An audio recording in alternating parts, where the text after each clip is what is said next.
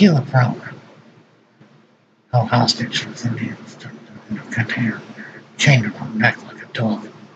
This is what this world's come to. This is what this world is coming to. These murders.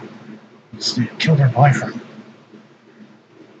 And yet unfortunately, they came to check on him as a sex offender. And they got him, and they found a woman.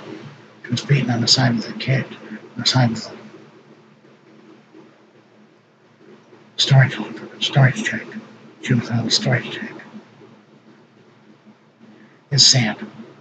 It's so sad to see people like this. People suffering like this.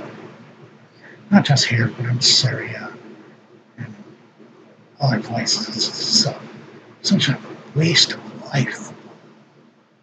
People need to take away parts of people's lives. Take away all their lives. Shouldn't happen. Shouldn't happen, man. Caleb Brown was lucky. She got lucky she got out of there. She got lucky she got out of there. They got him.